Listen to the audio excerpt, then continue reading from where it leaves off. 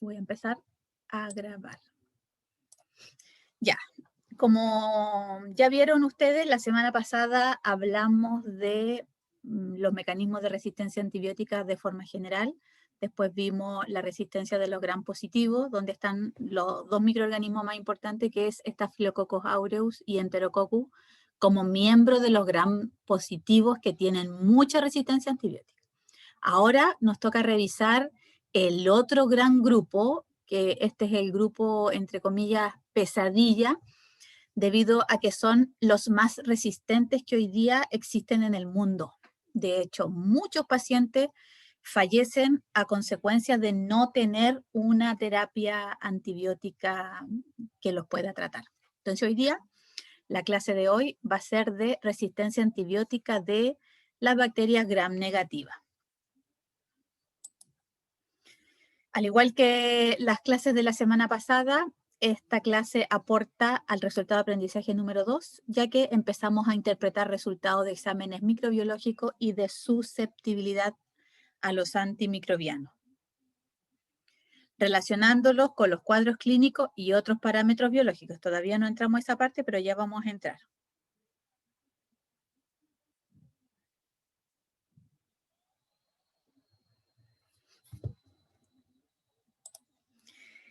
¿Qué es lo que ustedes tienen que recordar de lo que hablamos la última semana?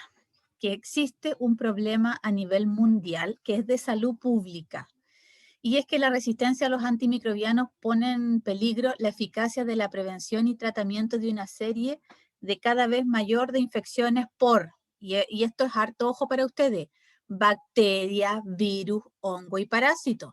No es que la resistencia antibiótica está acotada a un tipo de microorganismo. Ya se está viendo que hay resistencia a los distintos tratamientos por parte de distintos microorganismos. La resistencia antibiótica supone una amenaza cada vez mayor para la salud pública y requiere obviamente la colaboración de todos. El año pasado yo les comentaba a ustedes que muchos antibióticos, toneladas, se gastan en la industria agropecuaria, de silvicultura, ganadera. Se usan toneladas de antibióticos para el crecimiento de los salmones, se usan toneladas de antibióticos para el engorde de los pollos, que venden obviamente para el consumo humano, y así se gasta mucho antibiótico en usos muy distintos que el tratamiento de las infecciones. Entonces, de rebote, como lo vamos a ver en un gráfico, nos llega al ser humano genes de resistencia. Entonces, hay que poner ojo y atajo a que evitemos el sobreconsumo de antimicrobianos. ¿Qué casos son graves? Por ejemplo, las cirugías mayores. Eso significa que el paciente está crítico. Cada vez que un paciente ingresa a un hospital o a una clínica por una cirugía y hay que abrirlo, ese paciente está en riesgo en que esa herida se le infecte. Y la quimioterapia se va a ver comprometida en ausencia de antibióticos que sean buenos. Por eso siempre ustedes tienen que acordarse que intrahospitalariamente existen por lo menos 5 microorganismos que son clave. De los 2 gram positivos ya los vimos, quedan 3 bacilos gram negativos. Pseudomonas aeruginosa, Acinetobacter baumannii, Enterobacter coli, que son los bichitos que generalmente residen en los ambientes hospitalarios porque se acostumbraron a tolerar ese ambiente. Y pueden llegar a matar a un paciente que provenga de una cirugía, por ejemplo, o que tenga otra patología de base. Esta resistencia a los antibióticos prolongan las enfermedades, prolongan la necesidad de que el paciente esté hospitalizado mucho más tiempo, prolonga el uso de antibióticos cada vez más sofisticado y obviamente que esa sofisticación va acompañada del aumento de costos. Les voy a dar un ejemplo nomás para que les quede claro. Una caja de amoxicilina debe costar 5.000 pesos y vienen 10 pastillas. Una caja de cefalosporina, que ya es mejor que las aminopenicilinas, esa caja debe andar por el orden de los 20.000 pesos. Si ustedes me preguntan qué vale un carbapenémico, que son todos inyectables, por lo menos debe costar entre 30 a 40.000 pesos la dosis. Imagínense si al paciente hay que pincharlo 3 veces al día por 10, 14, 21 días. Es una enormidad de plata. Y eso no solamente tiene un costo al paciente, porque si usted va a una clínica, la clínica le va a pasar la factura y le va a cobrar absolutamente todo lo que usted gaste. Pero si ese paciente está en un hospital público, al que le cuesta es al bolsillo del Estado. Porque ustedes saben que los hospitales públicos están subvencionados por FONASA. Entonces hay que tener harto ojo. Y esto, por si acaso, es extraído de la Organización Mundial de la Salud. Esto es un problema a nivel de la Tierra, de todos los países, de todos los continentes, porque en todos lados está este peligro en latencia. Y esto es lo que les hablaba recién. Ustedes ven que la población en general, que podemos ser rubio, castaño, moreno, más blanco, etcétera, tiene su propia microbiota. Y acuérdense siempre que ustedes tienen dos microbiotas. Una microbiota que se llama transitoria, que la podemos captar en cualquier parte, en un restaurante, en el mall, en un gimnasio, en la micro, en el metro, en cualquier lado. Y esa microbiota transitoria va a colonizar la nasofaringe. Va a durar un par de días y el sistema inmune lo va a eliminar. Pero mientras nosotros lo andamos trayendo en la nasofaringe, podemos estornudar, podemos reír, podemos toser y nosotros mismos, como éramos transitorios, lo vamos a diseminar a otras personas. Nosotros, ¿por qué tenemos que preocuparnos? Porque nosotros de una u otra forma interactuamos en el mundo hospitalario. ¿Qué significa? Que ustedes como TM van a trabajar en un laboratorio donde ese laboratorio va a estar colonizado con bacterias y nosotros mismos podemos llevar esas bacterias, por ejemplo, cuando vamos a poner una transfusión y la llevamos a una sala, o en la atención de un paciente cuando le tomemos una toma de muestra, etcétera, etcétera. Entonces, nuestra flora transitoria es la más peligrosa porque a nosotros nos usa de transporte.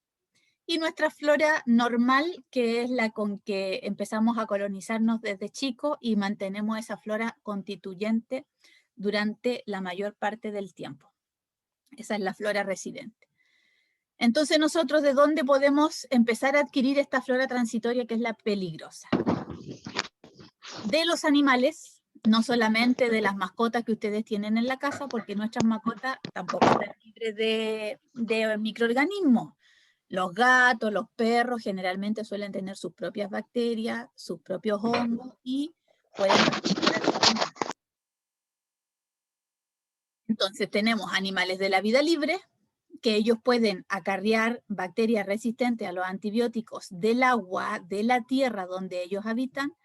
Los animales que son de compañía, que son los perros, los gatos y cualquier otra mascota que podamos tener en el domicilio, inclusive aves, ellos también tienen su propia flora. Ya lo vimos hace un par de clases con la clamidia psittaci, que la tienen las aves. No todos los animalitos la tienen. Entonces, a la persona que le guste tener catitas en la casa o canario, tienen el riesgo de que alguna vez pueden tener en contacto con ese patógeno para el ser humano, pero flora comensal para los animalitos. Animales salvajes también pueden, cuando uno anda haciendo trekking, visitas, etcétera, etcétera, a los parques nacionales, se puede contaminar con flora de los animales salvajes. Y obviamente que a través de los resumideros. Esto es lo más peligroso porque piensen ustedes que en los hospitales, donde están todas las bacterias más críticas, ¿dónde eliminan el agua? El agua se elimina a través de los ductos que van a dar al mar. 20 kilómetros o más desde la costa, pero con las mareas vuelven a llegar los microorganismos. Y esto, ojo, no crean que las bacterias del laboratorio se botan a los resumideros. La gente del laboratorio tiene que autoclavar todo antes de eliminarlo.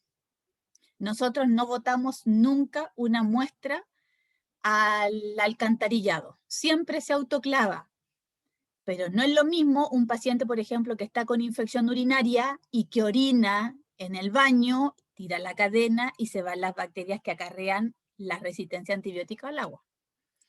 Los pajaritos. Los peces comen cualquier cosa que ande en el agua, y del ser humano pasa a los animales salvajes y sigue este ciclo. Y de la gente de la comunidad va a visitar a su pariente al hospital y nosotros le llevamos las bacterias al hospital. Muchas veces le he comentado a ustedes que los vuelos internacionales, podemos estar hoy día en Chile, mañana podemos estar, no sé, en Europa. Podemos acarrear un microorganismo de Europa y traerlo de vuelta a Chile, que eso es lo que ha pasado, por ejemplo, en Latinoamérica. Cada vez que hay un brote en Brasil, algún chileno se lo trae en el avión y genera un mini brote acá. Y personas también pueden, de los centros asistenciales o centros de atención de salud, también ir y colonizarnos a nosotros mismos con estas floras que son transitorias. Esta se la he dicho como 3 veces, espero que por osmosis se les grabe. Este es el cuadro que ustedes se tienen que aprender, porque aquí están las claves de toda la resistencia de los gram negativos. La mayoría de estas resistencias las tenemos de 2 tipos. Cromosomal, si está la información genética para la resistencia dentro del cromosoma, o podemos tener plasmidios dando vueltas ahí por el citoplasma que se integran y se salen del genoma. Las 2 vías pueden generar que una bacteria exprese los mecanismos de resistencia. Uno de ellos, por ejemplo, el que está en rojito, es la producción de beta-lactamasa. Ya lo vamos a ver en una imagen, la mayoría de los bacilos gram negativos produce beta-lactamasa de distinto tipo, de la complejidad más baja a la complejidad más alta. Y esa beta-lactamasa la almacenan en el espacio periplásmico. La producen y la dejan guardada ahí y cuando la necesitan la liberan al extrasistema.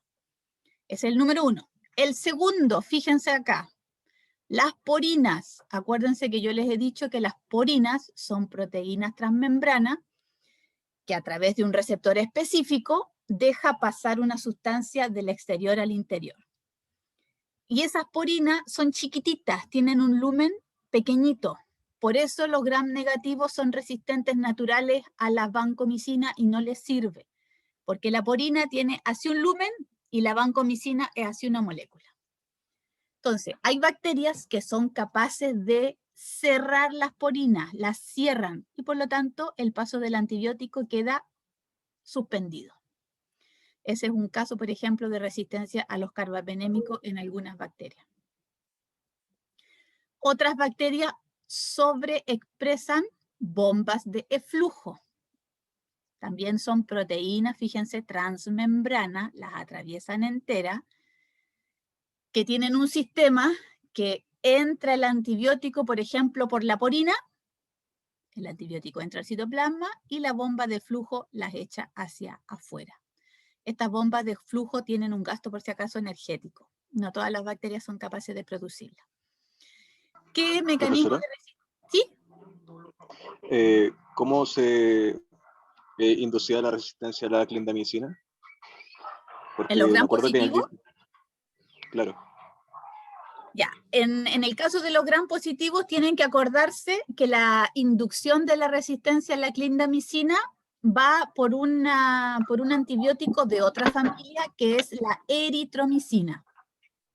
Entonces, cuando ustedes tienen que fijarse cómo les da el resultado de la susceptibilidad de la eritromicina. Si la eritromicina es sensible, la clinda no puede ser inducida, porque tienen una expresión muy parecida de los mismos genes de resistencia, es a través de genes de resistencia. En cambio, cuando la eritromicina es resistente, sí hay que poner ojo, pestaña y ceja en mirar cómo está la clinda. Si está la eritroresistente y la clinda sensible, no hay inducción. Significa que no ayuda a expresar el gen de la resistencia. Pero si ustedes tienen resistente la eritromicina y la clinda se le hace como una letra D, eso significa que se está expresando a consecuencia del uso de la eritromicina la clinda. Y eso puede ocurrir que cuando uno le da el tratamiento al paciente, in vivo se haga muy fácil resistente porque se expresan los genes. Ese es el mecanismo de acción, son dos genes distintos involucrados. Claro, entonces un gen puede inducir al otro cuando se expresa un medicamento, un antibiótico. Sí, pero eso nosotros lo vemos en el laboratorio. En el laboratorio vemos cómo un gen induce la expresión del otro, pero Claro, en el DIT eso, ¿no? pueden tener otro tipo de estímulo para que se expresen. Ya, muchas gracias, profe. De nada. De todas formas, acuérdense que les dije, solo dos bacterias importan en la inducción a la clindamicina. Staphylococcus aureus porque es súper resistente y el Streptococcus grupo B, porque el Streptococcus grupo B, acuérdense que es el que produce las patologías genitourinarias, sobre todo en embarazadas. Y ahí el tratamiento de elección es un óvulo de clindamicina. Y acuérdense lo segundo, la eritromicina es el fármaco de elección para las embarazadas. Por ahí surgió el estudio donde investigaron el tema de la inducción de la resistencia clinda, que a las embarazadas por cualquier cosa le dan eritromicina. Y si tiene una infección genitourinaria, le van a poner un óvulo de clinda. Entonces, mucha dosis de eritromicina reflejaba en que los tratamientos vía vaginal eran infructuosos. Y de ahí obviamente que se descubrió que esta inducción a través de la expresión de genes era fomentado por la eritromicina, que son familias distintas por si acaso. No crean que porque se llamen o terminen micina son de la misma familia. Son familias distintas. Ya, ahí teníamos tres: beta-lactamasa, porina, bombas de flujo. Después pueden ver un cuarto mecanismo en los gram negativos: enzimas modificantes de antibióticos. Entra el antibiótico por las porinas y en el citoplasma, a través de la expresión de genes, se inducen la expresión de enzimas que se llaman transferasas. Las más conocidas son transferasas. Y esas transferasas generalmente apuntan a los aminoglicósidos, al ciprofloxacino y al cloranfenicol, que son enzimas modificantes. La enzima hidroliza el antibiótico y lo transforma en una molécula inactiva. Otro mecanismo menos frecuente es la mutación de los ribosomas o modificación de las proteínas, que es cuando se están transcribiendo. Y hay otros también menos frecuentes que se forman bypass de los targets del blanco terapéutico del antibiótico. Generalmente sucede en el sulfatrimetopril, que se bloquea y de esa forma no hay paso del antibiótico.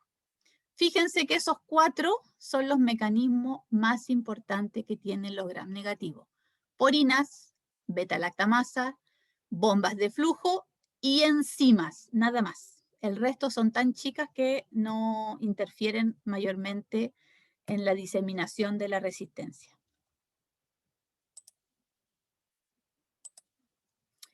Esto se tienen que acordar siempre, que lo dije recién. Hay dos tipos de microorganismos importantes: los comunitarios, que se pegan en la casa, en la calle, en cualquier lado menos en un hospital. Y existen bacterias que están definidos por la OMS y el CDC de Estados Unidos, que son los críticos debido a su alta resistencia antibiótica, y acá están las enterobacterias resistentes a la cefalosporina de tercera generación y a los carbapenémicos. Estas, por si acaso, son las plagas del futuro. Después hay otro grupo comunitario que tiene prioridad alta: Staphylococcus aureus meticilino resistente, Helicobacter pylori resistente a la claritromicina, Campylobacter y Salmonella resistente a las quinolonas, y la Neisseria gonorrea resistente hoy en día a quinolona y a cefalosporina de tercera. Ya lo voy a conversar al final de la clase. Media priorización: cepas de streptoneumonía no sensibles a penicilina, que eso es terrible porque esta bacteria se trata de elección con penicilina. Haemophilus influenza resistente a la ampicilina y Shigella resistente a la fluoroquinolona. Estas nosotros mismos nos las contagiamos con los amigos, con la familia, en las casas, en el parque, etc. son bacterias que no deberían ser resistentes porque se transmiten de persona a persona. En cambio, estas otras son las hospitalarias, las que se pegan siempre a causa de una visita al hospital o a un centro de salud.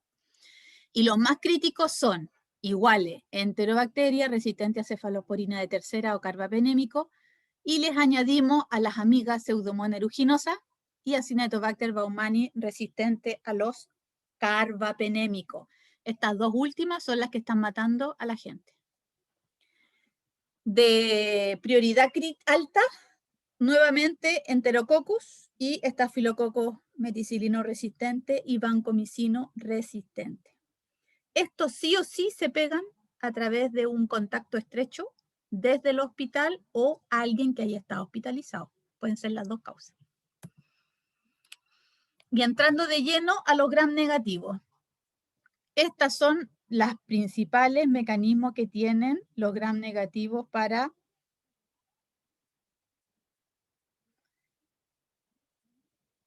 la resistencia. Fíjense, en verdecito, lo más grande, lo que hay en mayor proporción, son las BLE, beta-lactamasa de espectro extendido. SBL o BLE significa lo mismo. Es lo que más abunda. Y fíjense que las otras están divididas casi iguales. Penicinilasa son las beta-lactamasas más simples, las que afectan a las aminopenicilinas. Las cefalosporinasas son las que afectan a la cefalosporina solamente. Y las carbapenemasas son las últimas y las más graves porque estas confieren resistencia a estos tres. Que es importante que ustedes igual sepan y se recuerden, es que un bacilo gram negativo no solamente tiene una, puede tener dos, hasta tres, o todos los mecanismos si los buscamos. Puede tener el gen de una carbapenemasa, puede tener el gen de una BLE, puede tener el gen de una penicilasa o de una cefalosporinasa. Y esas son las bacterias peores. Las beta-lactamasas, que son las más simplecitas, la penicilina entra a través de la asporina por la membrana externa y en el espacio periplásmico es donde se acumula la penicilasa, que es una beta-lactamasa de las más simples. Y lo que hace es romper el anillo beta-lactámico y dejar el compuesto inactivo. Como cambió la conformación estructural, ya no se puede pegar a nada. ¿Se fijan que antes se adhería a través de esta vía? Ya después, como quedó la estructura abierta, queda inactivo y no se puede fijar específicamente al receptor.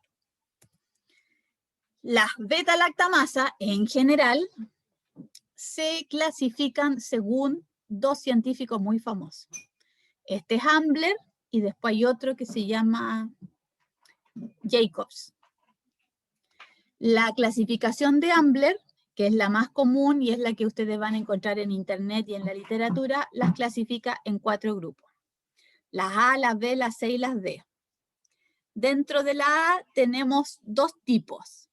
La penicilasa, que es la beta-lactamasa más simples, que confiere resistencia a las aminopenicilinas o a las penicilinas, confiere resistencia a los inhibidores de beta-lactamasa, que se los tienen que aprender por si acaso, yo siempre se los nombro, son como 3 o 4. Sulbactam, ácido clavulánico, avibactam, y si me acuerdo del cuarto, se los digo, si no, apréndanse esos 3. Blea, que es una beta-lactamasa de amplio espectro, y tenemos las BLE, beta-lactamasa de espectro extendido. Después las vamos a ir viendo de a una para que se acuerden. Y dentro de la clasificación A también están las carbapenemasas de tipo KPC. Se llamaron así porque la primera bacteria que descubrieron fue una Klebsiella pneumonia. Después tenemos la beta-lactamasa de tipo B, donde ahí están las metaloenzimas, metalo-beta-lactamasa. En la clasificación C tenemos otra beta-lactamasa que se llama AMC. Y la beta-lactamasa de clasificación D son beta-lactamasas oxacilinasa. Se llaman así porque actúan sobre la oxacilina. Y estas son las menos frecuentes. Hoy en día la más frecuente es la KPC, en segunda instancia la métalo, y esta es como la tercera. Y este es el otro, que es el de Jacobi, Buch, Jacobi y Medeiros, que las clasifican en letra, del 1 al 4. Este es más complicadito, no se lo tienen que aprender por si acaso. En el grupo 1 definen a las cefalosporinasas, que no son inhibidas por el ácido clavulánico, esto lo vamos a ver el día miércoles, y pertenece a la clase molecular C, que serían los AMC. De ahí su nombre. Después clasifican en 2A, 2B, 2BE, 2BR, 2C, 2D, 2E, 2F. Todas esas son categorías del grupo 2. Y están mezcladas. Hay penicilasa de amplio espectro, de espectro extendido, que ahí están las BLE, resistente a inhibidores, y estas están definidas dependiendo del antibiótico sobre el cual actúe. Estas carbenicilasas actúan sobre algunos antibióticos, como las carbenicilinas. Estas actúan sobre las cloxacilinas y las 2E sobre las cefalosporinas. Las 2F es una carbapenemasa, actúa sobre los carbapenémicos, y ahí estarían los distintos tipos de carbapenémicos donde actúa. El grupo 3 también son carbapenemasa, que no son inhibidas por el ácido clavulánico y son de tipo B, donde está el IMP, el BIM, etc. Entonces esta clasificación es más compleja, no es la más usada por lo engorroso de las siglas y tiene mucha diferenciación por tipo. Acá tienen la mezcla de las dos, cómo se clasificaron según el tipo de sitio activo. Existen 2 sitios activos nomás donde actúan, en las serinas y en las metaloenzimas como el zinc. Entonces aquellas que son serinas se clasificaron en A, C y D. Las B quedaron las metaloenzimas. Y esta es la clasificación más común utilizada, para que ustedes sepan, estas categorías. Y después viene la clasificación de Medeiros, donde están todos los numeritos de las 4 categorías que tiene dispuestas. Acá abajo están los sustratos específicos, si actúa sobre cefalosporina, penicilina, las carba, qué inhibidor lo afecta, si el calcio o el EDTA, y las enzimas específicas o la familia de enzimas específicas involucrados, que ustedes en algún caso podrán aprenderse de ejemplo alguno, pero que se queden en claro que esta es la clasificación que nosotros usamos. Las 4 letras, A, B, C y D. Y tienen que obviamente saber, porque se lo pueden preguntar, la diferencia de estas beta-lactamasas, que unos actúan sobre la serina y las otras actúan sobre el zinc. Vamos viendo las más importantes nomás. Las beta-lactamasas de espectro ampliado y extendido, las BLEA y las BLE. La BLEA, sus genes involucrados son los TEM y el SHV, así se llaman los genes involucrados. Dentro de cada gen TEM hay números, dependiendo de los diferentes tipos que hayan detectado. El marcador que tienen ambos genes es la resistencia a cefasolina. Entonces, si nosotros queremos detectar una BLEA, en el antibiograma, de forma adrede, ponemos una cefasolina. Si da resistente y el resto da todo sensible, lo que estamos encontrando nosotros es una BLEA que tiene resistencia a la cefalosporina de primera generación, a las penicilinas y a las aminopenicilinas. Por eso se llaman de espectro ampliado. Y estas de acá, que son las de espectro extendido, también son, fíjense, del mismo gen TEM, pero acá entra solamente el 1 y el 2, y el SHV1. El gen generalmente es el ZXM y el marcador que se utiliza es una cefalosporina de tercera generación, que puede ser la cefotaxima o la ceftazidima, los únicos dos antibióticos determinados por la CLSI para probar BLE.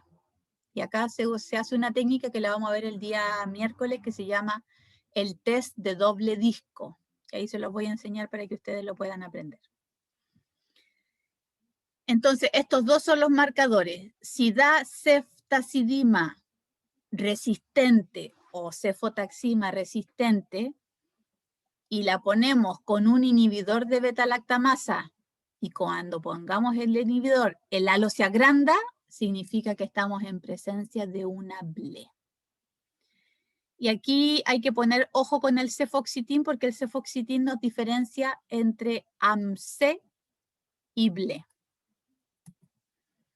¿Qué significa beta-lactamasa de espectro extendido BLE? Son enzimas, las más frecuentes por si acaso, de origen genético extracromosomal que se pasaron de bacteria a bacteria, producida principalmente por enterobacterias que hidrolizan los antibióticos beta-lactámicos, incluyendo los que contienen el grupo oxiamino, como la cefalosporina de tercera, de cuarta generación y el astreonam.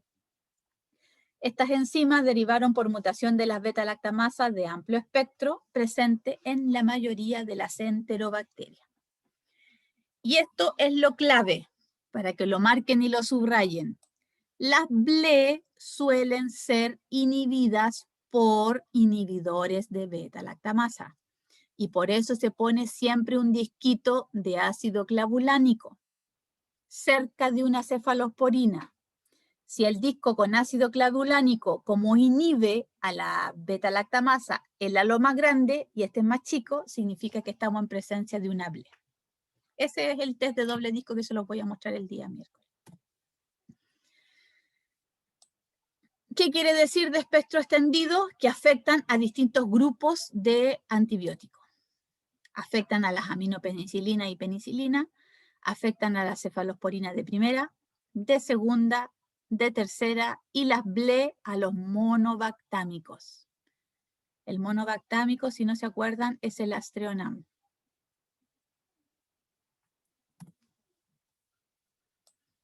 ¿Cuáles son las principales BLE? Ya se las mencioné en la lámina anterior.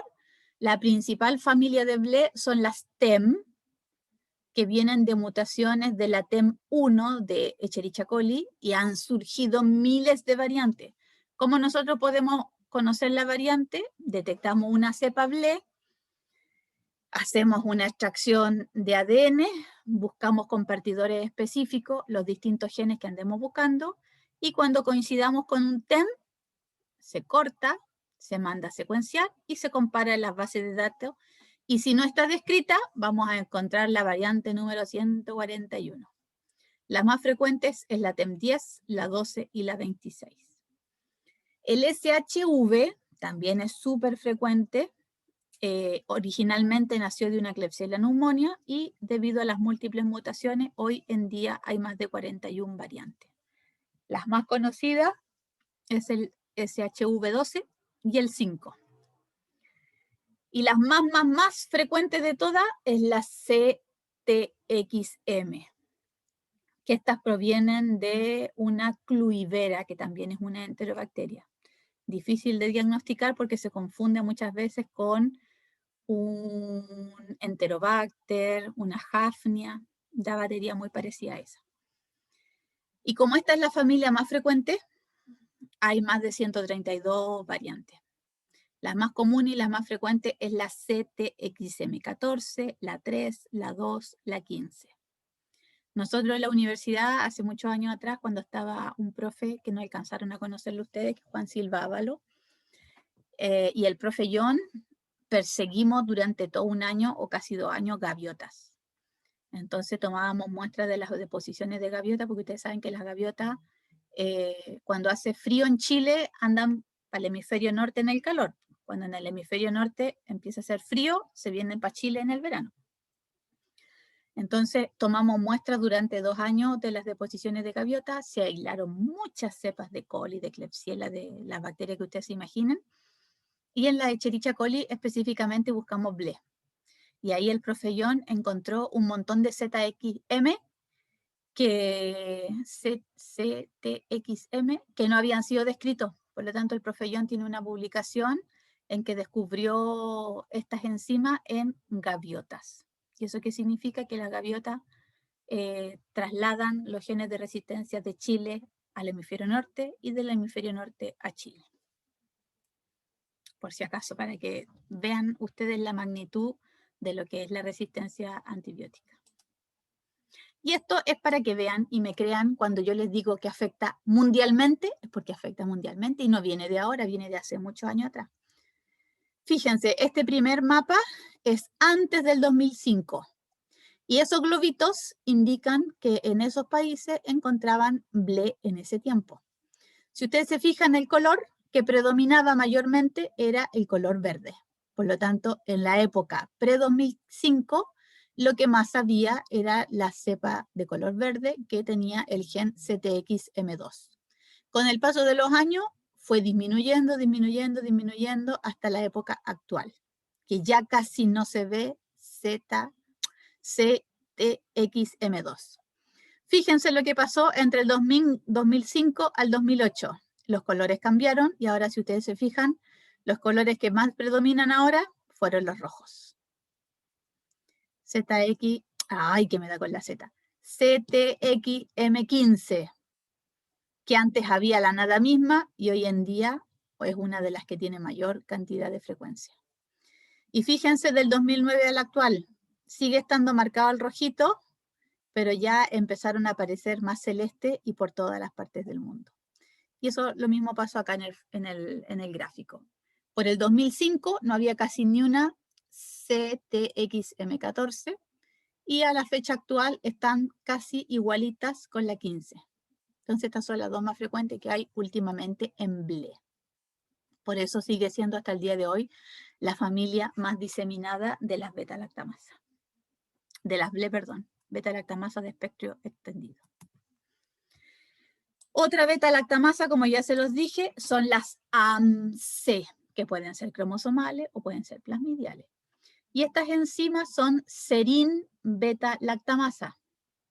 Están presentes de forma natural en diversas enterobacterias y en bacilos gram negativos no fermentadores. La producción, como les dije recién, puede ser cromosómica. Inducible es cuando está en contacto con el antibiótico, recién lo produce. A eso se le llama inducible. La que es no inducible significa que la bacteria la tiene todo el tiempo. Gasta la energía para poder mantener un stock de enzima. Y ahí las tenemos, por ejemplo, en las E. coli. En el caso de la cromosómica inducible están los Enterobacter, la Morganella, la Providencia, la Pseudomonas aeruginosa. Y hay otras que son plasmídicas, inducibles. Está el plásmido en el citoplasma del microorganismo y cuando están en presencia del antibiótico, ese plásmido se inserta en el cromosoma y se empieza a expresar la enzima. Y estas las tienen las Klebsiella pneumoniae, que son las más bravas, y la Salmonella, por si acaso. Y acá tienen un cuadro resumen que está facilito. Les va a servir para que lo utilicen cuando hagamos ejercicio de laboratorio, donde ustedes tienen que siempre partir por una cefalosporina de tercera. Y cuando nosotros tenemos que usar el antibiograma, la cefalosporina de tercera que se prueba es la ceftazidima o la cefotaxima. Si es sensible, y son otras las resistentes, lo primero que hay que mirar es cómo está el inhibidor de beta-lactamasa. Si sigue sensible, probablemente tenemos que mirar cómo está la amoxi, la ampicilina, y si están resistentes, ahí nosotros estamos seguros que esa bacteria tiene una penicilasa, que es la beta-lactamasa más simplecita que hay. Si la cefalosporina de tercera está sensible, miramos cómo está el ácido clavulánico o el sulbactam y está resistente, miramos cómo nos dio el resultado de una cefalosporina de primera. Si esa cefalosporina de primera da sensible, estamos en presencia de un IRT. El IRT son aquellas bacterias que tienen resistencia solo al inhibidor de beta-lactamasa. En cambio, si la cefalosporina de primera está resistente, más resistente el sulbactam o el ácido clavulánico, estamos en presencia de una beta-lactamasa de espectro ampliado. Ojo, siempre partimos de la cefalosporina de tercera. Si nuestra cefalosporina de tercera está resistente, tenemos que ver cómo está el inhibidor de beta-lactamasa. Si está sensible, hablamos de una BLE. Si la cefalosporina de cuarta es tan sensible, tenemos que mirar cómo está el cefoxitin. Porque si está resistente, ahí estamos frente a la presencia de una AMC. Y si está nuestra cefalosporina resistente y más encima el Astreonam resistente, la cefalosporina de cuarta es tan resistente, ahí ya hablamos de una carbapenemasa. Las carbapenemasas le confieren resistencia a la cefalosporina de tercera, de cuarta y más encima los monobactámicos. Por eso esas bacterias son el peligro público que hay hoy en día para la sociedad. Y aquí están ellas, pues las carbapenemasas. Son también beta-lactamasa, no se confundan, todas son beta-lactamasas, lo que pasa es que van mejoradas. Estas beta-lactamasas tienen la gracia que hidrolizan a los carbapenémicos, que son los antibióticos más poderosos, por así decirlo, que existen de los beta-lactámicos. Piensen que la penicilina es así una balita y este es así una bomba atómica. Estas enzimas pueden estar codificadas en el cromosoma bacteriano o en elementos genéticos móviles y se diseminan a través de tramposones o plasmidio. Y la cefalosporina, las carbapenemasas también se clasifican. Ya la habíamos visto en la clasificación de las beta-lactamasas completas. Tenemos dos tipos, la serina y las métalos. Que las métalos generalmente son las que tienen zinc. Dentro de la serina hay dos clasificaciones, las A y las D. Las A son las más comunes, las más frecuentes, y están divididas en tres, dependiendo del gen por si acaso. Acá hablamos de clase A y clase D, y acá vamos a dividir las clases de acuerdo a los genes que se expresan o que están involucrados. Las de clase A tenemos a la NMC, al IMI y al SME. Obviamente que esas iniciales es por la gente que lo descubrió. ¿Qué bacterias poseen estos genes? Los Enterobacter y las Serratias. Después la clase A también se divide en las KPC, y estas son las más abundantes que hay a nivel mundial, las KPC. ¿De dónde nacieron las KPC? De la Klebsiella pneumoniae, por eso viene con esas letritas, pero también se han detectado en Serratia marcescens, en Enterobacter, Citrobacter freundi, Pseudomonas aeruginosa. Y otros genes de clase A, que también están involucrados, son los genes GES, que hay de distintos tipos, el 1, el 4, el 5, el 6. ¿Qué bacterias han tenido estos genes? Pseudomonas aeruginosa se le ha detectado o se le asocia el GES1, y también enterobacterias tienen estos genes. Por otro lado, otra carbapenemasa que es del tipo serina, son las clases D, que son las menos frecuentes, y acá están las de tipo OXA. Y esta de tipo OXA se asocia frecuentemente a Acinetobacter baumannii y a algunas enterobacterias. ¿Cuál es la más frecuente a nivel mundial? La OXA 48 y la OXA 181. Y por último tenemos la otra clasificación, que son las metalo-beta-lactamasas, que necesitan como cofactores el calcio y el zinc, son de tipo o de clase B. Y aquí tenemos las IMP, las BIM, las Nueva Delhi, la SPM, la HIM y la SIM.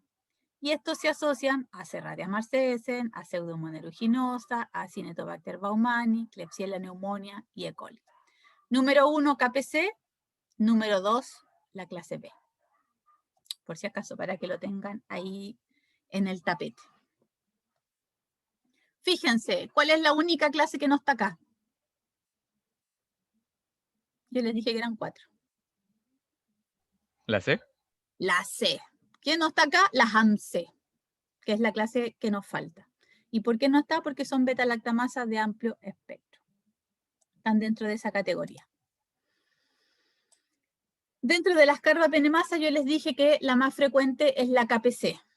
La 1, la 2, la 3, hay un montón. Y se iniciaron en Klebsiella pneumonia. Después saltaron a enterobacterias, después saltaron a pseudomonas y a Acinetobacter. Hoy en día KPC hay en montones de Bacillus gram negativos. Su naturaleza era plasmídica. Acuérdense que los plasmidios se pueden incluir al cromosoma o se pueden escindir. Y esta es la gracia, hidrolizan a todos los beta-lactámicos. Ninguno les sirve. Aunque ustedes en el antibiograma lo vean sensible, nosotros tenemos que borrarlo y poner R. Hidrolizan el Astreonam monobactámico y son débilmente inhibidas por inhibidores de beta-lactamasa y por eso los podemos diferenciar. En otras palabras, cuando el miércoles veamos cómo hacer un antibiograma, siempre tiene que ir una cefalosporina de primera, una de tercera, un inhibidor de beta-lactamasa y un carbapenémico. Y con esos 4 antibióticos yo puedo determinar cuál es el fenotipo de resistencia antibiótica que puede tener la bacteria. Eso lo vamos a ver el día miércoles. Dentro de las otras carbapenemasas, que son las segundas más frecuentes, que es la metaloenzima, y acá está la nueva Delhi, pues se puso ese nombre gracias a que la primera cepa descubierta fue en India, y están los genes BIMP y el IMP. Se transmite en integrones. Quienes se transmiten en integrones o quienes poseen integrones, Pseudomonas y Acinetobacter. Estas carbapenemasas se caracterizan por hidrolizar a todos los beta-lactámicos menos Astreonam. Por lo tanto, si ustedes, aparte de esos 4 que yo les dije que sirven para saber el fenotipo, le agregamos el Astreonam y ya podríamos diferenciar entre las distintas carbapenemasas si es que aparece en el laboratorio. Y son resistentes a los inhibidores de beta-lactamasa. Por lo tanto, difícilmente la confundamos con una BLE. Y la otra carbapenemasa, que son las derivadas de las oxacilinasas, son muy heterogéneas, hidrolizan penicilina, la mayoría de la cefalosporina, pero no tienen el mismo efecto con la cefalosporina de tercera ni el Astreonam. Y estas son resistentes a los inhibidores de beta-lactámicos. Y este grafiquito lo encontré muy entretenido para que ustedes puedan ver la evolución de las beta-lactamasas.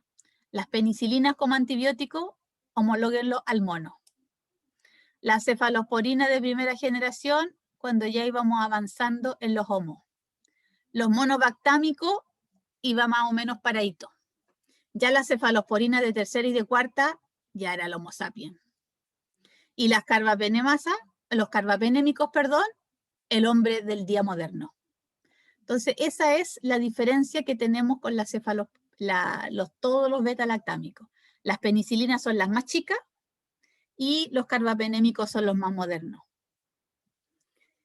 ¿Qué es importante de esta lámina para que ustedes la tengan y no se olviden? Porque esto no se lo pueden olvidar porque va a ser su pan de cada día cuando trabajen en el laboratorio.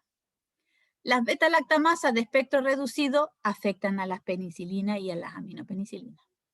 Las de espectro extendido, fíjense, que afectan a las a las aminopenicilinas, las céfalos de primera, los monobactámicos, la cefalosporina de tercera y cuarta. Hasta ahí llega. Los genes son diversos. Los más comunes es el TEM, SHV, CTXM. Y la más predominante de todo a nivel mundial es la familia CTXM.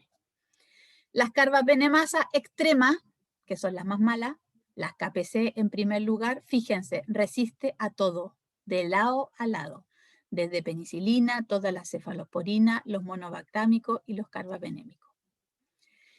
En cambio, las metalo-beta-lactamasas son sensibles solo a los monobactámicos. Y otras carbapenemasas atípicas, como la SME o la OXA48, son sensibles a los monobactámicos y a la cefalosporina de tercera y de cuarta. Entonces, con este cuadrito, ustedes pueden ir ya clasificando qué resultado pueden obtener de acuerdo a la lectura del antibiograma. Con el antibiograma, nosotros solo podemos llegar a decir el fenotipo, la característica observable de la susceptibilidad o de la resistencia. Si ustedes quisieran saber el genotipo, tienen que hacer PCR, sí o sí. PCR, secuenciación del gen, lo mandan a secuenciar a China y una vez que llegue la secuencia, la comparan en una base de datos y ahí van a saber cuál es el gen exacto que está involucrado en esa resistencia. Y esto para que vean, las carbapenemasas más frecuentes, número 1, KPC. Esta ya está diseminada por todas partes. En Klebsielas, en Colis, en Enterobacter, en Acinetobacter, en Pseudomonas, etc. La metalo-beta-lactamasa, las más frecuentes, es la Nueva Delhi, la BIM y la IMP. ¿En dónde la encontramos? Enterobacteria Pseudomonas aeruginosa. Y las OXA, la más frecuente, es la OXA 2358 de Acinetobacter y la OXA 48 o 48 like de Enterobacteria. Y estas son las que se están diseminando por el mundo. Cuando una bacteria tiene resistencia a las carbapenemasa, es poca la probabilidad de poder tratarlo, porque hoy en día casi no hay opción terapéutica para estas bacterias. Y en este gráfico es para que ustedes vean la epidemiología global de carbapenemasa en Enterobacteria. Esto es lo más actualizado que encontré, fue el 2017, que eso es la desventaja que hay, es que no hay una publicación anual donde uno pueda ver la evolución año a año de los microorganismos. Generalmente las publicaciones de la resistencia o de lo que sea, el ISP la saca cada 5 años, entonces los últimos datos del Instituto de Salud Pública son del 2013. No hay nada más en Chile moderno, oficial, para poder hacer la comparación. Fíjense, si ustedes se fijan acá, en África, la mayoría tiene OXA y en menor proporción Nueva Delhi. En Asia, de donde surgió, la mayoría en Nueva Delhi. En Europa están divididas. 1/3 KPC, 1/3 OXA y después tenemos otros, como el BIM, Nueva Delhi, etc. Nosotros en Latinoamérica, ¿qué tenemos? KPC, mucha. Poquito de OXA y poquito de Nueva Delhi. Profesora, ¿Sí? ese tipo de grupos de carbapenemasa, ¿significan algo sobre la salud? O sea, que se puede como reflejar el estado como de el uso de antibióticos de algún país por cómo se distribuye. ¿Me pregunta por los colores? Claro, por cómo está la distribución de la diferente Sí. carbapenemasa según cómo se trata. Mire, las KPC son las peores. Como recién se lo mostré en este cuadrito, fíjese en la KPC. Resiste todo lo que es beta-lactámico. Y más encima, acuérdense que tienen resistencia cruzada con otro. ¿Cuál está más o menos? Las metalo-beta-lactamasa, que por lo menos tienen la opción del Astreonam, que es un monobactámico. Y las atípicas, las OXA, que tienen todavía opción terapéutica con el monobactámico y con la cefalosporina de tercera o de cuarta. Entonces, si se fijan, con ese principio, Latinoamérica está sonada porque el KPC es resistente a todo. Norteamérica, sonado igual que nosotros porque tienen la KPC que es resistente a todo. Pero ¿quién tiene mejor expectativa? África, porque la OXA todavía tienen opción tratamiento. Las OXA, las metalo-beta-lactamasa, que por ejemplo en la Nueva Delhi, la IMP y Nueva Delhi también tienen opción terapéutica, pues estos son sensibles al Astronam, por ejemplo. Entonces, estas, las celeste y las rojas, todavía tienen opción terapéutica porque son sensibles a un grupo. Las verdecitas son sensibles a 2 grupos de beta-lactámicos, pero las rosadas no son sensibles a nada, a nada. Nos podemos morir si es que nos pescamos una neumonía por una KPC, porque el médico nos va a tratar con antes de saber qué es KPC, el médico va a tratar con el tratamiento empírico. No va a responder el paciente y va a empezar a cambiar el tratamiento para ver si cambia la evolución del paciente.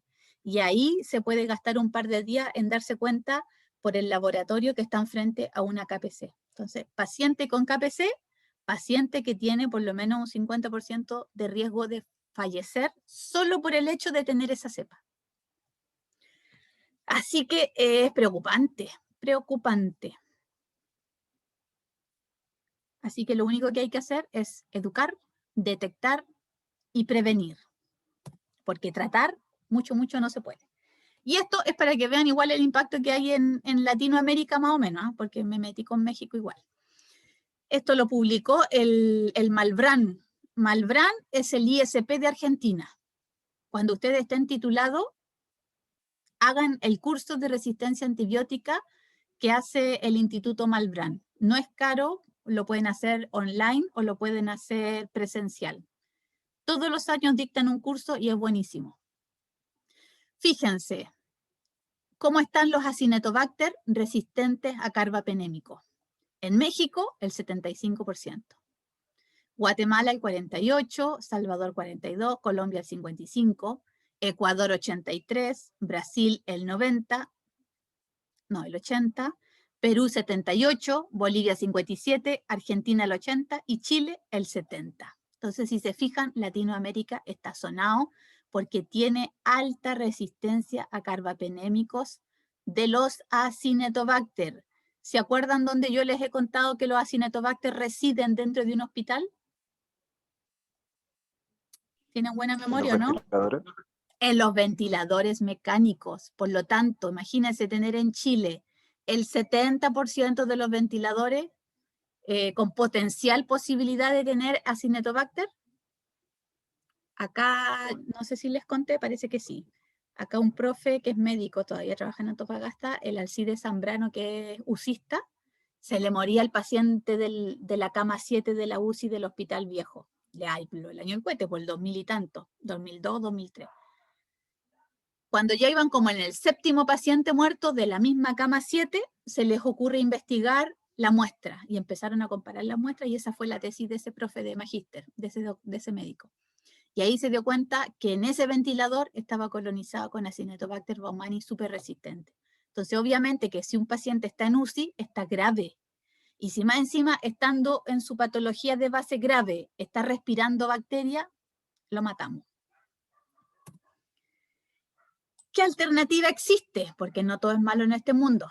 Existe el colistin. Se los presento por si no lo habían escuchado nunca.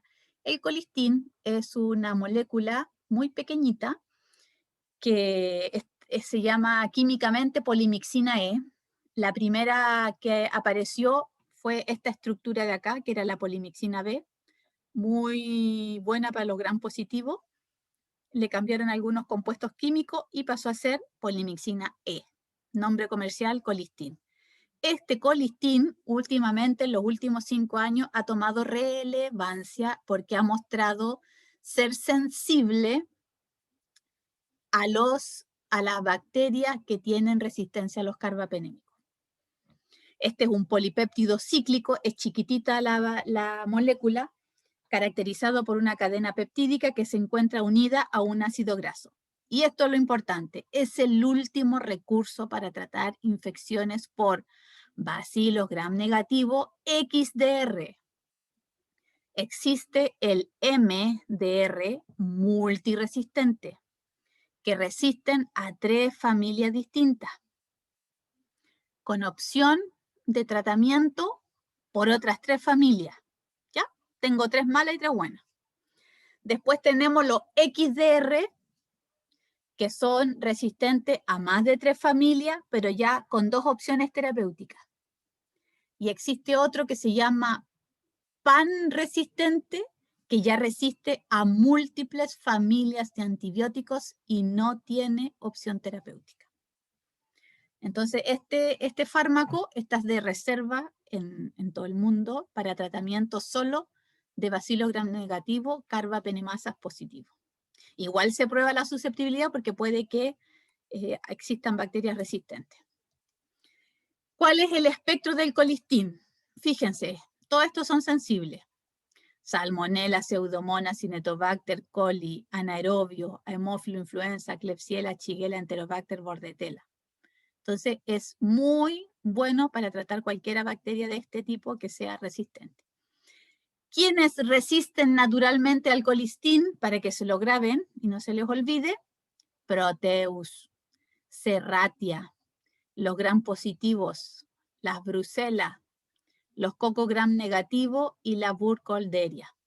Entonces, contra estos, imposible probarlo porque tenemos que saber de base que son resistentes. No tienen el mecanismo de acción, por eso son resistentes. ¿Cuáles son los tipos de resistencia a colistín? Puede haber una intrínseca, una adquirida y una adaptativa. Reducción de la carga neta negativa del LPS que impida el paso del colistín al interior de la célula. Reducción de la fluidez. Incremento en la expulsión del antibiótico a través de las bombas de flujo. Reducción de las porinas o que se cierren.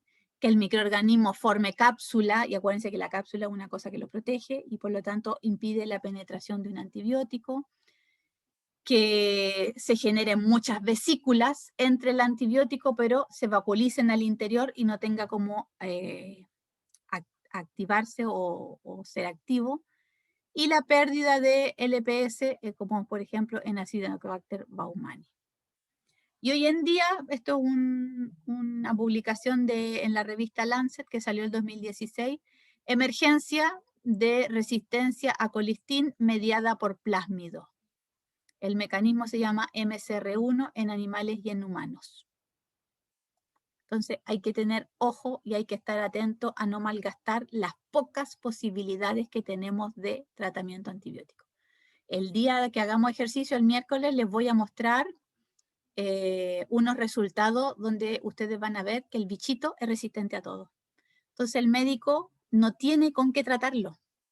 Ya ahí, a las últimas opciones, lo que hacen los médicos es intentar subir la dosis.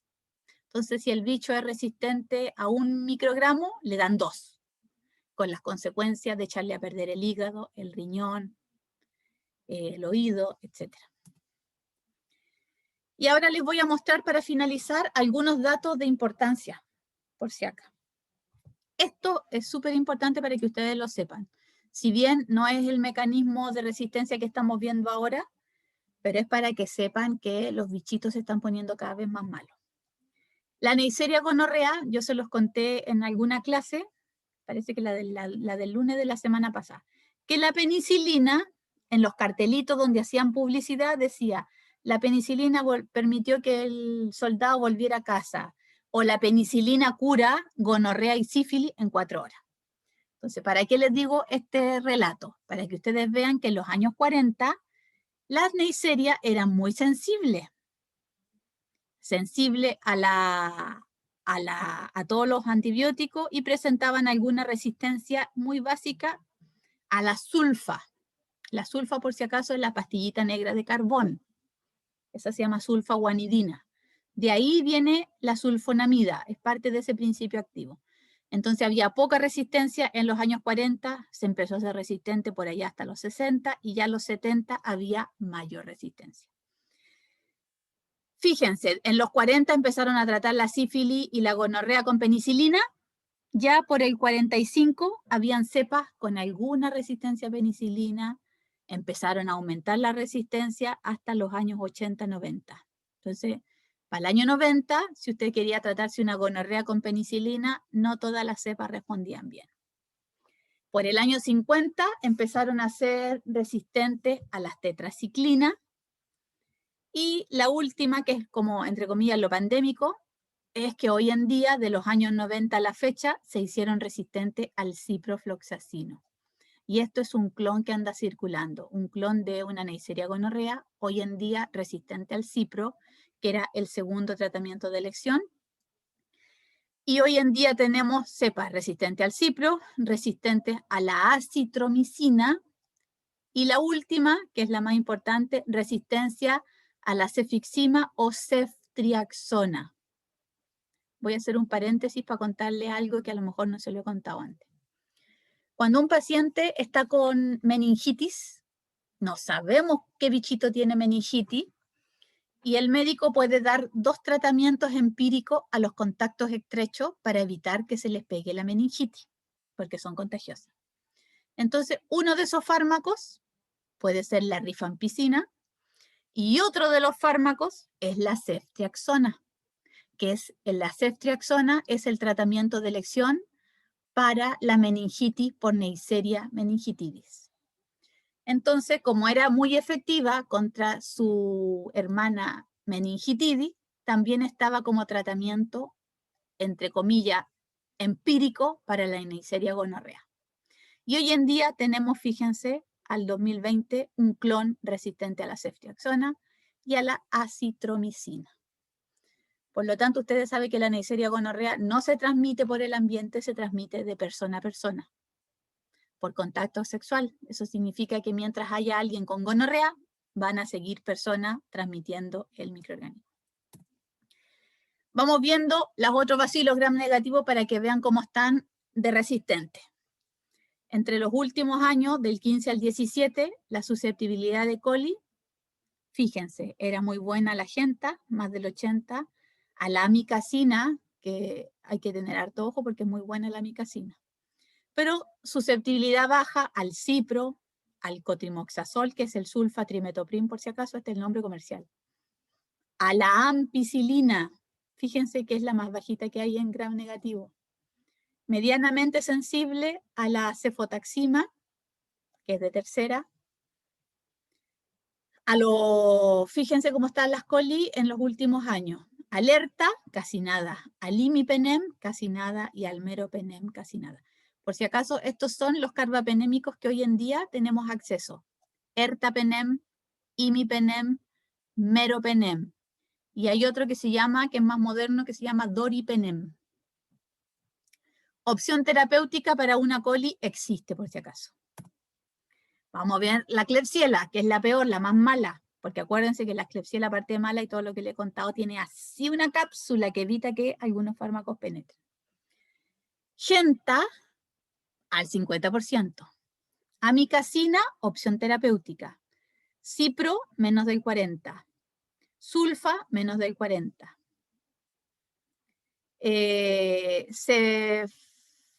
Cefotaxima, menos del 40%, menos del 30%. Piptazobactam, menos del 40%. Y estos son carbapenémicos. ERTA, casi un 40% de resistencia. Imipenem, un 5% de resistencia. Y meropenem, como un 15%. Entonces, ¿existen alternativas? Todavía existen, pero hay cepas que tienen bastante resistencia antibiótica. Pseudomonas, para que vean. En azul, adulto, y en verde, niños. En niños tienen mejor susceptibilidad, por si acaso, que en el adulto. Acá pueden ver la susceptibilidad a los carbapenémicos. IMI, mejor en los niños que en el adulto, pero igual está mejorcita que la Klebsiella. Están por sobre una susceptibilidad del 60%. Colistin, fíjense que es el antibiótico que recién les comentaba. Casi el 100% sensible a colistin, que esta es la alternativa terapéutica, y la amicacina también. Son dos buenos fármacos que todavía están disponibles en Chile. Y el Baumani, que es el otro malo, si ustedes me preguntan a mí de maldad, por resistencia antibiótica, los más malos son la Klebsiella pneumonia y el Acinetobacter baumani. La pseudomona viene como en tercer lugar. El SAM es la ampicilina sulbactam, fíjense, menos del 50%, ahí raspando el 50%. Imipenem, al 20% de susceptibilidad. Eso significa que el 80% de las cepas son resistentes al imipenem, que es una bomba atómica de un antibiótico. Meropenem, más bajito que el IMI, como en el 18%. ¿Qué es lo bueno? Que hasta hoy en día, bueno, hasta el 2017 no tenemos reportes más nuevos de Chile. Hasta el 2017 las cepas todavía tenían muy buena susceptibilidad al colistin. Entonces, este fármaco en Chile hay que tratarlo como si fuera un hueso santo para que puedan haber opciones de terapéutica. Y finalmente, ¿cómo hacemos la vigilancia antibiótica? Todos los hospitales tienen que vigilar la resistencia porque hay normas. El miércoles les voy a mostrar cuáles son las normas. Estas normas están hechas o basadas en estudios de patología por riesgo, en estudios basados por grupos de patología, por ejemplo, las derivadas de las IAS, que las vamos a ver mañana, que son las infecciones asociadas a la atención de salud, y estudios que hace el propio laboratorio. Por si acaso, si ustedes quieren trabajar en un laboratorio de hospital, de clínica, hay un comité de resistencia donde participa el TM de microbiología. Y en estadística, todos los meses tiene que el laboratorio sacar una estadística de cómo está la vigilancia de la resistencia para informarle a los médicos infectólogos cómo está la resistencia en ese hospital. No es lo mismo lo que ocurre en el hospital regional que lo que ocurra en la Portada, que lo que ocurre en la BUPA. Cada recinto tiene sus propios datos, por lo tanto no son comparables ni homologables. Cada uno tiene que hacerlo. Y se trabaja con muestras definidas. Por ejemplo, se analizan todos los hemos. ¿Por qué un hemocultivo? Porque significa que el paciente está hospitalizado y está grave. Urocultivo, generalmente puede ser por la rutina, versus los aislamientos bacterianos en general. ¿Cómo se mide la resistencia? Como el porcentaje de susceptibilidad del microorganismo versus el antimicrobiano. Porcentaje de cepas con un mecanismo de resistencia en particular. Incidencia o prevalencia de una infección por un agente determinado resistente a un antibiótico o familia determinada. Por ejemplo, el laboratorio es súper clave. ¿Qué pasa si el colega de bacterio empieza a ver que todos los días le llega una muestra, no sé, pues de un Proteus? Ya el colega tiene que a la tercera muestra estar pensando que algo pasa. Entonces, contactarse con el médico de ese servicio y preguntarle, oye, ¿algún problema? ¿Por qué me están llegando tantas muestras con Proteu? Investiguemos. Investigan y están frente a un brote. Lo mismo, lo que le pasó al colega que yo les contaba. 7 casos de muerte en una UCI y que a todos les salía Acinetobacter baumannii, es preocupante. Cuando le salió el tercero de la misma cama, del mismo ventilador, ya tenían que haberse puesto a investigar cuál era la causa. Y finalmente, a nivel mundial, está el Plan de Acción Mundial sobre la Resistencia a los Antimicrobianos. Los países firmaron un acuerdo, Chile tiene su propio acuerdo, y la idea es mejorar la concientización y la comprensión respecto a la resistencia. Y por eso hay que darle duro a meter más horas de microbiología, más horas de resistencia antibiótica en los planes de estudio de todas las carreras, para que todas las profesiones asociadas a la salud manejen los temas de la resistencia antibiótica. Reforzar los conocimientos a través de la vigilancia y la investigación, reducir la incidencia de las infecciones, y eso es, ojo con las IAS que las vamos a ver mañana. Si mejoran la transmisión, el lavado de manos, el uso de EPP, las IAS bajan porque se asocian a malas prácticas médicas. Utilizar de forma óptima los agentes antimicrobianos y obviamente que los países tienen que preparar su argumento económico a favor de una inversión sostenible en búsqueda de nuevos antibióticos, porque va a llegar un punto en que vamos a morirnos por las bacterias. Hasta acá vamos a dejar la clase de hoy. Mañana nos juntamos para ver un poquito de IAS y un poquito de bacterias fastidiosas. ¿Preguntas? ¿Alguna consulta? No, profe. ¿No? Ya, pues entonces mañana nos vemos y el miércoles practicamos con ejercicio. Cuídese que esté bien. Esté bien. Cuídense.